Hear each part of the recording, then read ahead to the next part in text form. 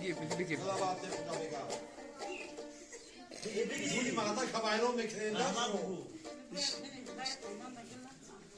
ماها به هوا منزل ماها به زمین هی مته داری روی زمینه یه دیگه ترک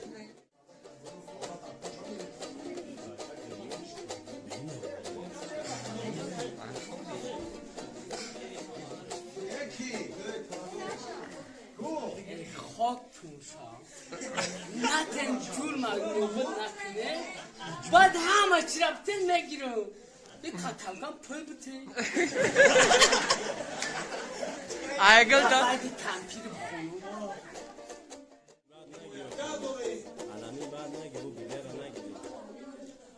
های کفتر و تاریخچیان پرمره زد جان قربای زفیار که زرمره زد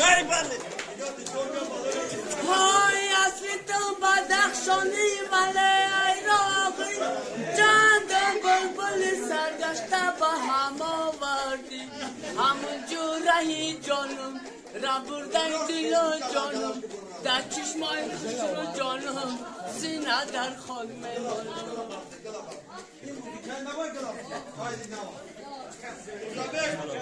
من فقط رحمت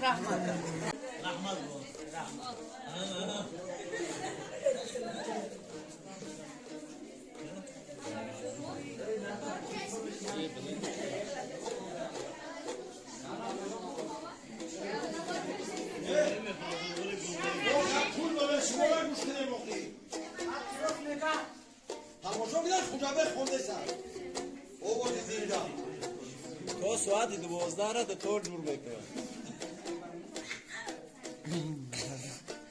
دورای مگذر گفت امانی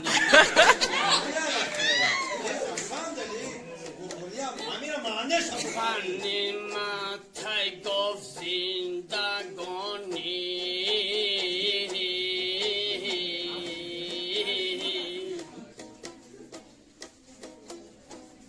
نه ملام منم نه ایشون نه پیر ما نه گفت نه جوان نه بای ما نه حاکم جیانه همه در خاک خانه یکسان واقعی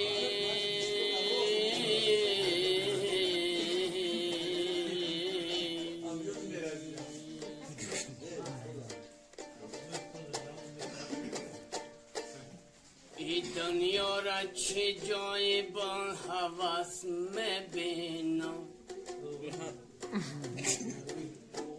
آسمان بالا زمین پس میبینم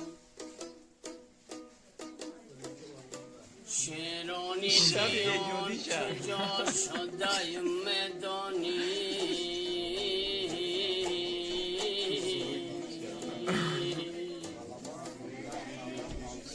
در خانه شیران من مگس میبینم یه دیگه تشکیل